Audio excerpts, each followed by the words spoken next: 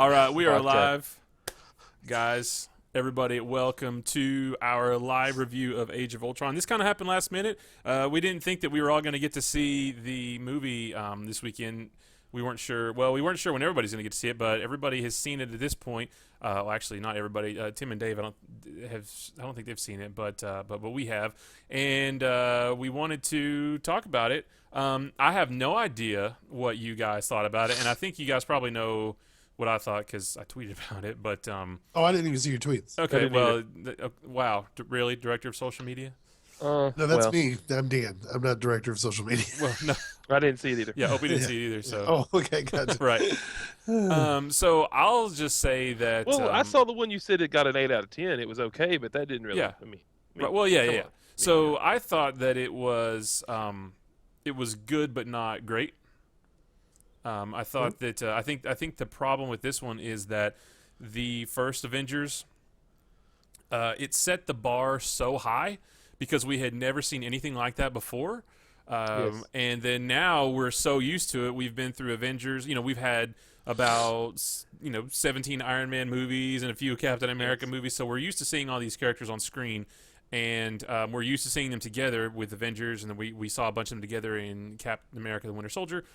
So now we're sort of numb to it. So it's like, okay, it's not like, oh wow, an Avengers movie. It's like, okay, here's another movie with these guys that we've seen, and that's not bad, but it's just the wow factor and the shock factor is not there anymore because we're used to it now. So I think that may have been part of it. May have been why I didn't think it was as exciting as the first one, just because I'm used to it. So what'd you guys think? Yeah, I pretty much felt the exact same way you did. That's one thing I texted one of my friends after we were supposed to. Me and our sons were supposed to go see it together. I took my son, he took his son, but we kind of got separated because it was pretty packed at our movie theater. But he asked me what I thought about it. And I said, well, exactly, it wasn't as good as the first one because I don't know how you could make one as good as the first one. It's hard to But top. I was kind of hoping not to have so much of that Josh Whedon flavor to it. I hope they would go in a little bit of a different direction. I was kind of thinking that maybe with the way, and I didn't Well, watch hold a on lot one of sec. What flavor do you mean? What Like just the way he chocolate does or- it.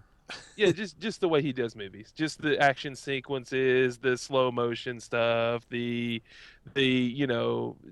way that he shot the first movie. I thought it would be shot a little different this time, but it was okay. I was hoping they would kind of go to a different route with kind of like, I don't know, I kept comparing it to like different like trilogies or sequels where you would, the second movie in the series, or I don't know how many Avenger movie they plan on doing, but you would kind of really like, I guess you could say they kind of were in a tough spot, or kind of like the infighting and things like that, but it really didn't take them to the low point that I thought it would take them, because usually in a drama like that you can always bet that they would be, have to fight their way back out of Right. something really, really dangerous. Well, and that's the thing is I'd read so many things going into this saying, oh, this is a whole lot darker than the last one, and it's dark this and dark that and blah, blah, blah. Well, for such a dark movie, I thought that there was too much humor.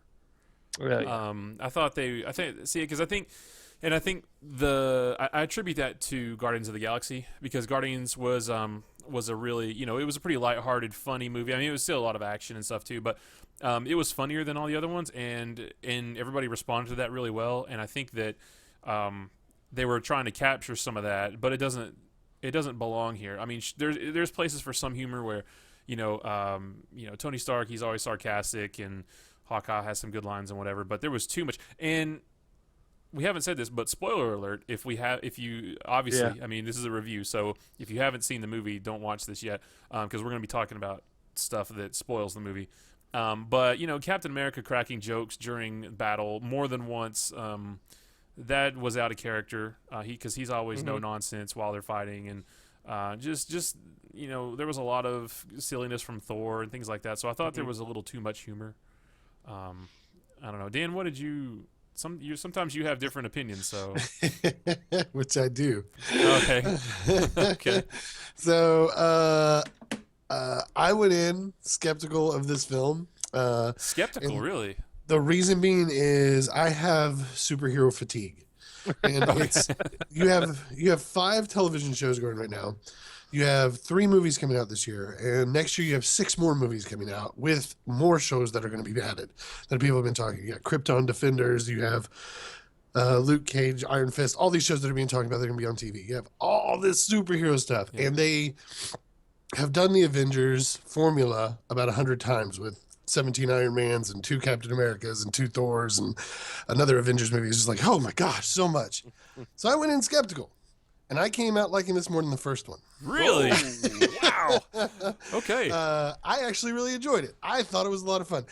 I judge a movie by how the action makes. I mean, I love characters.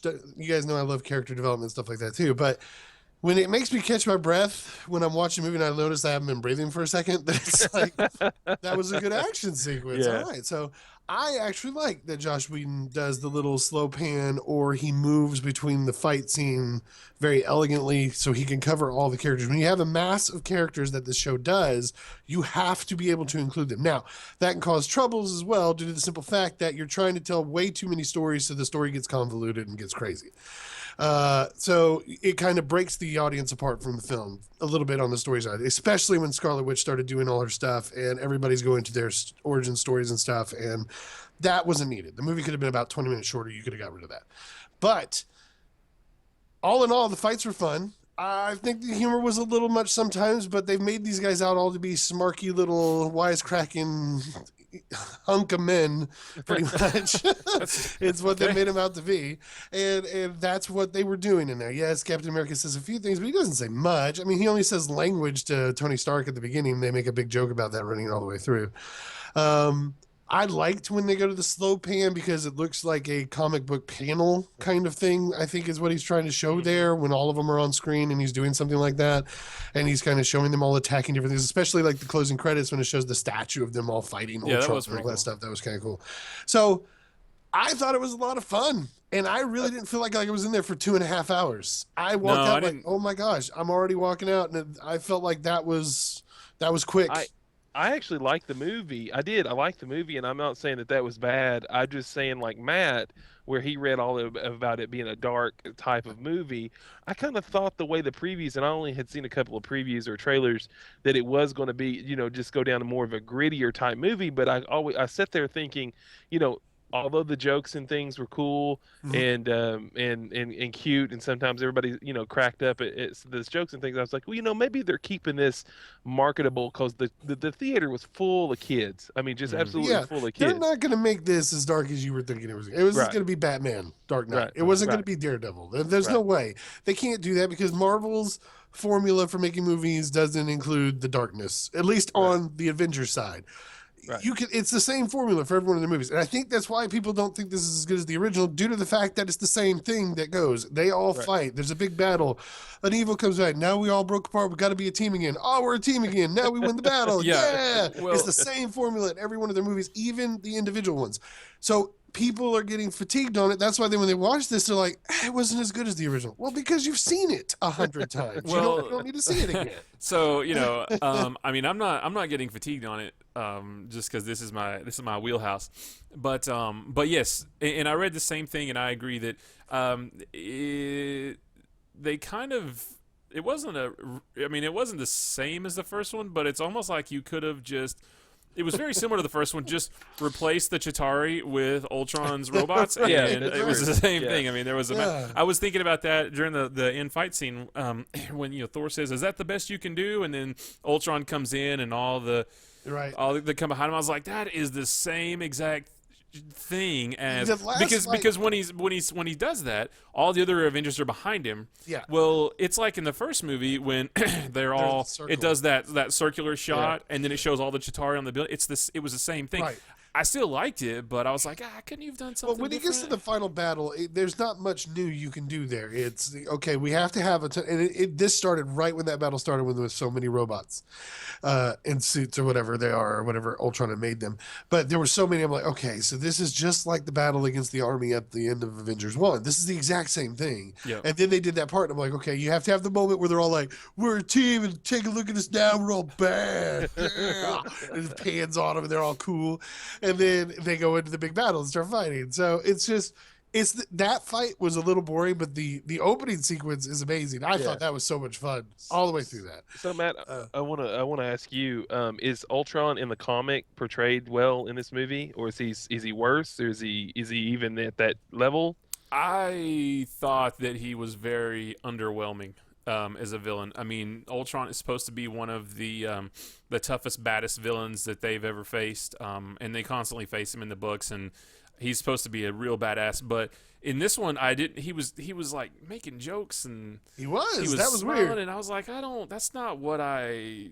And the lip movement, did you guys think that was weird that he had lips? No, I Yeah. was fine with that. He was a robot. He's supposed to be this so super futuristic Well- AI and things like that. I was okay with it, but that didn't phase me at all. Watching it, I wasn't. I didn't care about it. I mean, I was okay with it, but that's not what he looks like in the books. But I But mean, he- that but part the- didn't bother me.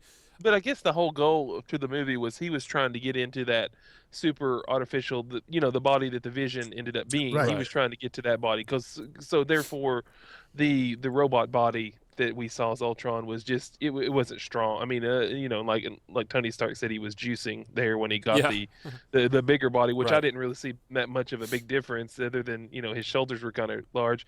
But Yeah. another question is in the comic, is there a relationship between Black Widow and Yeah, I thought Banner? there was. No. There isn't. There's not. Really. Mm-mm. Oh, okay. So that was all movie. That's all movie.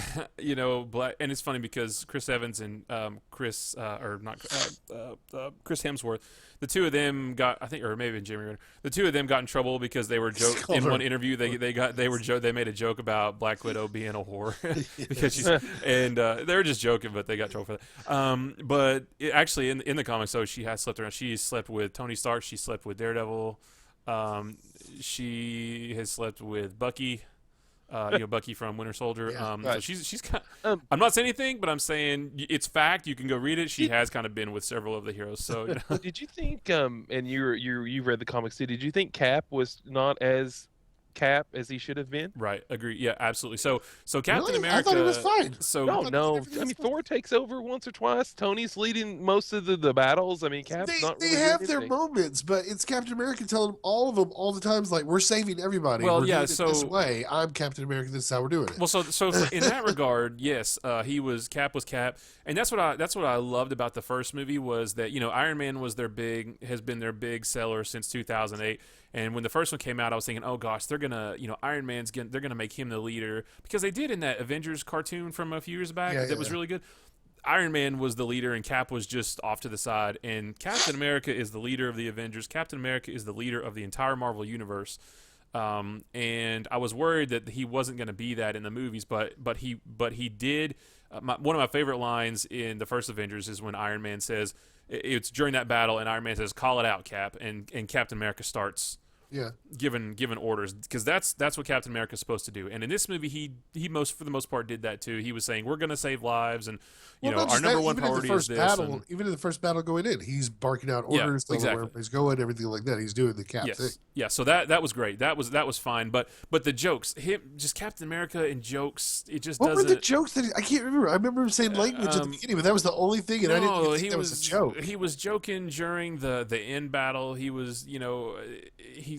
I'm trying to. I can't. I don't remember exactly what they were, but there was the part where Thor says, "Is that the best you can do?" And they all come in, and Cap says, "You just had to ask, didn't you?" And that one was okay because they were kind of like taking a breather. But there was Right. there was several times while he was fighting that he was just making jokes, and it didn't fit his character. I'll have to go- But I'm I gonna can't go remember see- what they were. I'm going to see it again tomorrow. I'm gonna have to watch it Yeah, with Dave to see it. I love I wish there was a little bit more Hulk in it for me. Yeah. I really wish he. I mean, of course he did a lot, but him and the Iron Man battle was really awesome. Yeah. I think it just shows you that the Stark kind of thinks of everything. And I was wondering Actually, that was built by I thought Bruce Banner, right? the I kinda- containment unit. The container thing that he had built because he talks about it to him. He said, "Why did you build Veronica. whatever Veronica?" And he said, "Well, it's a failsafe. We need to have that failsafe." That's true. I'm pretty sure that was Bruce that said that. Well, see, because okay. there is Hulkbuster armor in the books, and obviously Tony built that. In the movie, I thought about that line too, and I just kind of thought they just built it together. Oh, okay. Well, it could be that too. He works under. Well, he studies and does his thing, his research there at I Stark. just kind of thought that Tony built the technology and the armor, but Bruce helped because he knows what's needed to stop the Hulk because he knows the Hulk. That's just the way I thought about it. Yeah. So I was actually pleasantly surprised. So I stayed away from spoilers on this. I didn't watch very many trailers. Didn't watch any of the TV spots. No featurettes. No nothing. But I was very surprised to find that the big Hulk. I thought the big Hulk Iron Man battle was going to be at the end. Oh, yeah. And why were they fighting? I don't know. And I thought that maybe Ultron had taken over the Iron Man armor, and that's why they were fighting. But so that was not a surprise to find out. Oh no, that's just in the middle of the movie, and it's because Scarlet Witch took over Hulk's mind, and that makes perfect sense. But yeah, the Hulk there was not.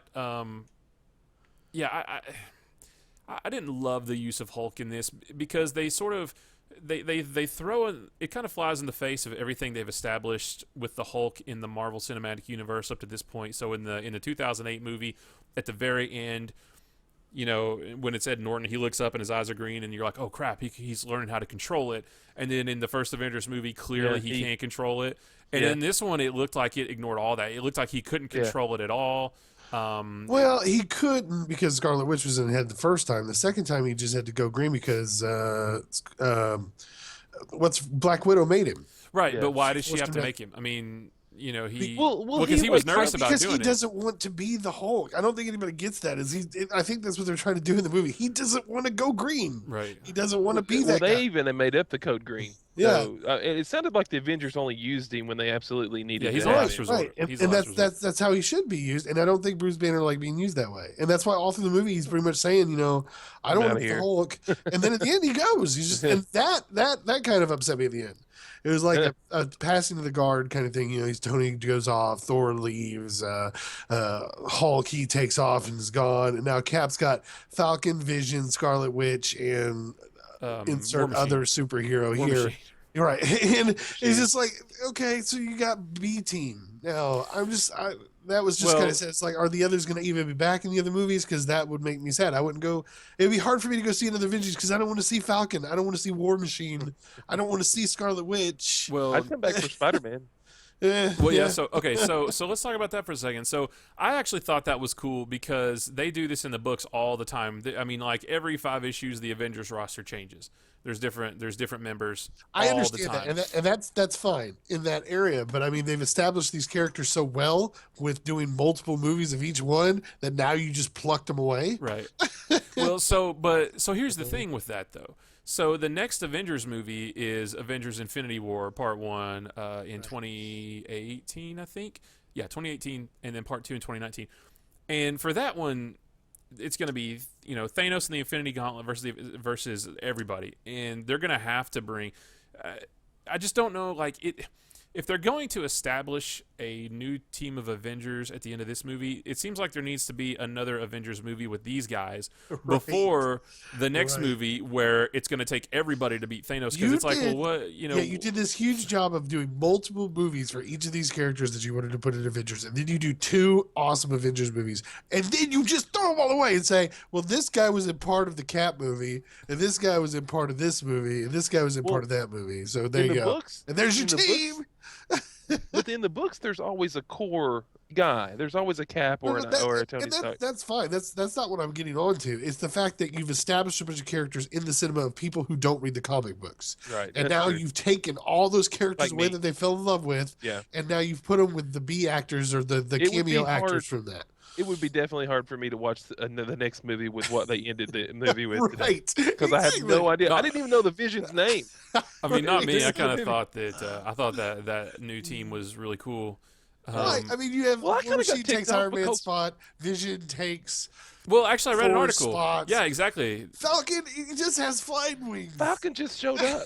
I mean, I'm like, why did you hire the guy for 2 seconds in the movie? Well, that was the thing. That was the thing I didn't like about that. Is I love Falcon is a big part of the Avengers, and him being part of the team is awesome. But you should have made him just part of this movie because he shows up at the when they're at the party, and it's like, oh sweet, Falcon's there hanging out, and then out of nowhere he flies in at the end. It's like, oh okay, well I mean that's cool, but.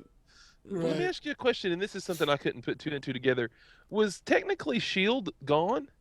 Yeah, Yeah. it's gone from the Winter Soldier. Remember? Yeah, Winter Soldier shield was that's destroyed from inside by That's Hydra. right. That's right. Which, That's which, right. so Agents of Shield, the TV show, puts it in a weird place now because this movie makes it look like Shield is maybe coming back.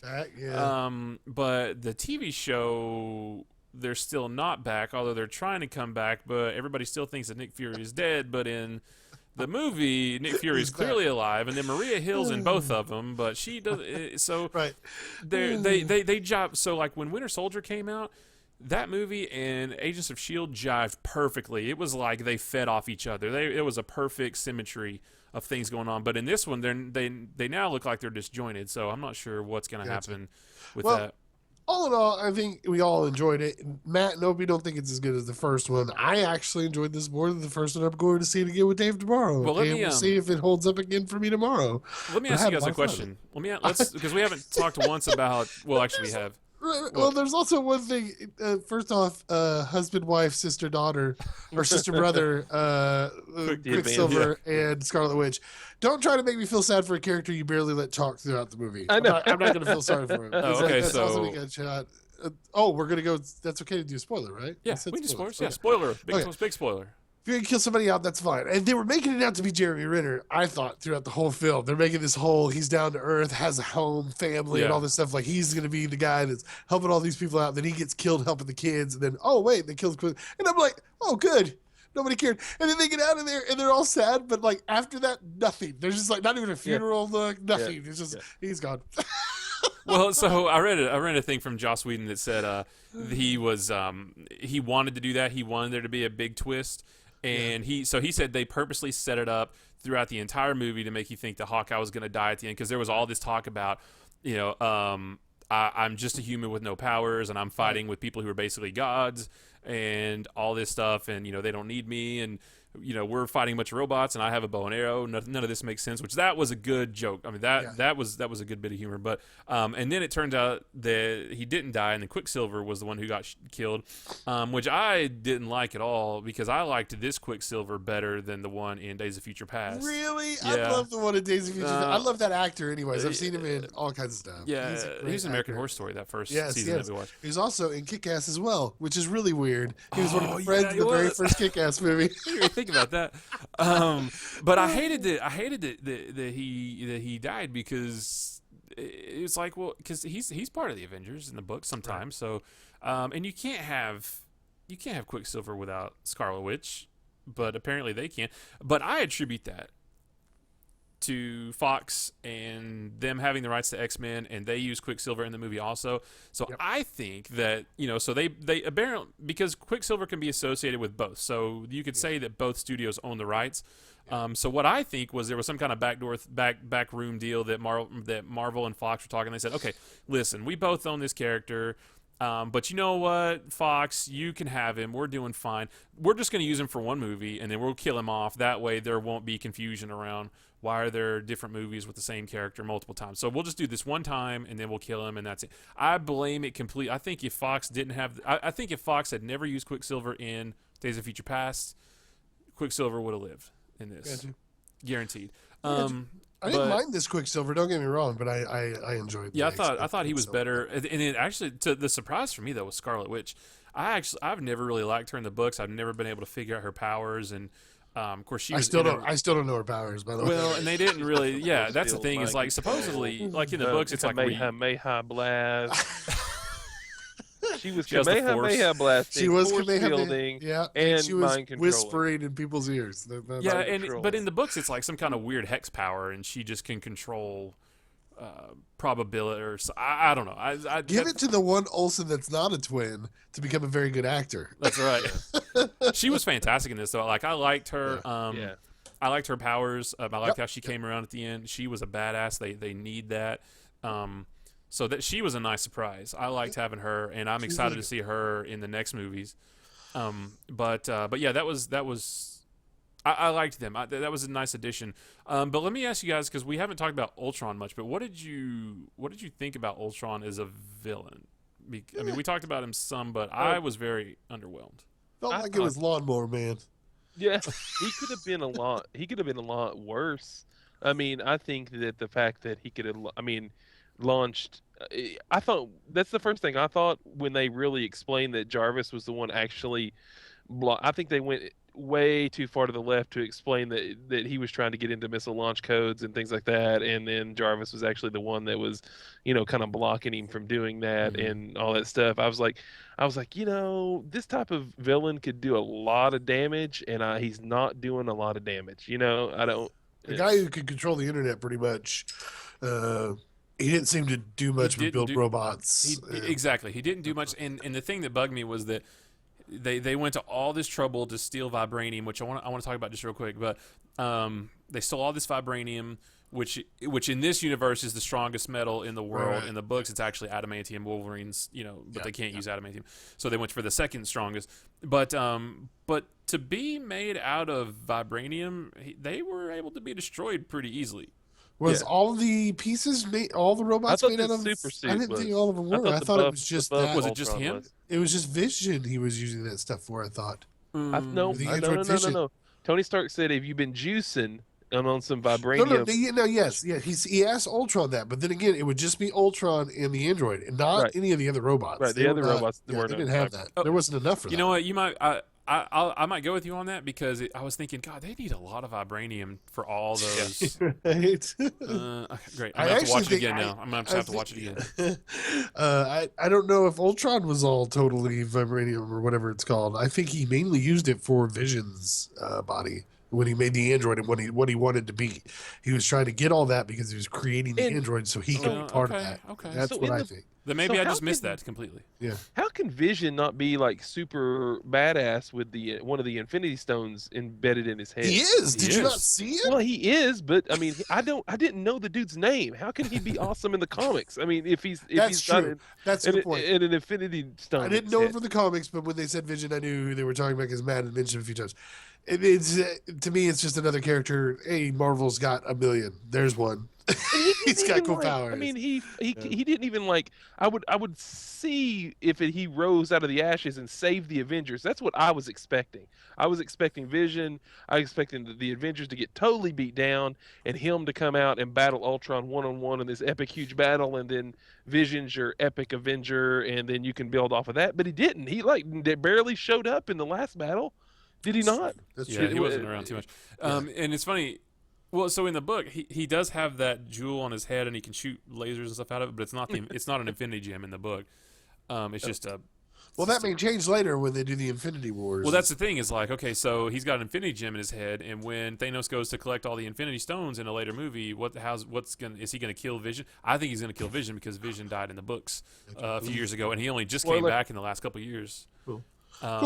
But I think we should start to try to wrap this up. We're at 30 minutes already. Well, so let's So one thing I want to talk about too is just the fact the setup. I liked that they went to Wakanda and talked about vibranium because and Ulysses' claw, and then they cut his arm off. So that relates to Black Panther. That completely sets up Black Panther because that's Black Panther is the king of Wakanda.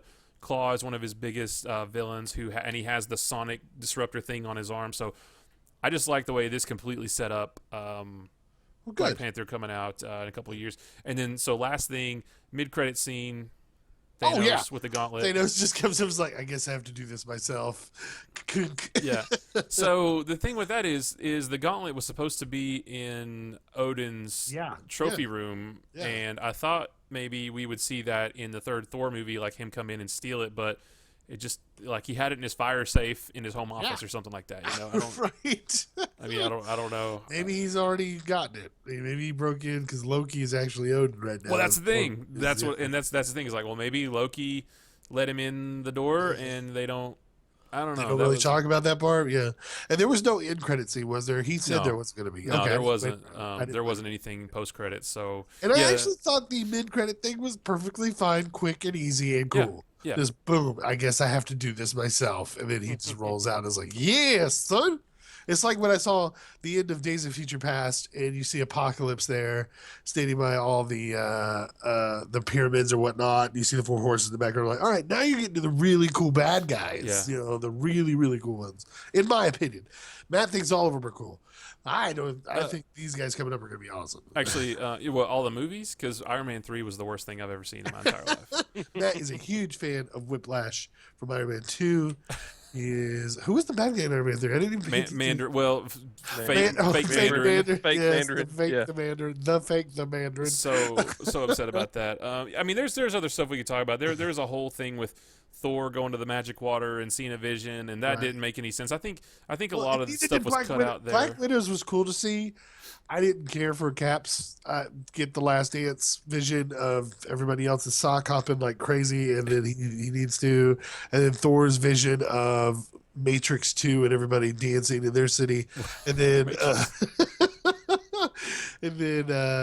Black Widow's stuff was kind of cool to see her story from her side, because there's been no origin story for her, so that was kind of neat to see. I guess that was just the Russian ballet, right? And well, no, that's her training. Her training to be an assassin.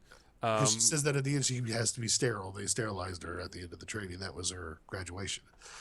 But yeah, it's that was cool to see. But again, you could have knocked out that 20 minutes, and the movie would have been shorter and better. I thought those dream sequences were a little bit. They did kind of go off in left field for a bit from the rest of the movie, but it was okay. But I think the big thing there is Thor's what he saw is going to be the big setup for Thor Ragnarok, which should be pretty awesome because it's freaking Ragnarok. But the part where he goes to the water and he sees the vision, like he just not vision the character, but like he sees the he's like, oh hey Eric Selvig, I need to go to this well because it has magic water. That's convenient that it just exists. You know what's the story behind this? So I think there was some stuff cut out there. Magic water well. Yeah, there was some definite stuff cut out. I think and I think that the Blu-ray is going to have an extended cut, so I'm hoping they'll have some of that there. It was just too convenient that there's a magic well somewhere in the world, and he gets in it and he takes a bath and he sees the Infinity Stones. He's like, oh, and there's 4 of them that has shown up so far. And where's we've only seen 3, haven't we? 4. We had the blue, the yellow, the purple. So we had the ether in Thor 2. We had the go Tesseract. by colors. I don't know the name of it. Go by color. The ether was the red one in Thor 2. The Tesseract is the blue one from the first Avengers, the cube.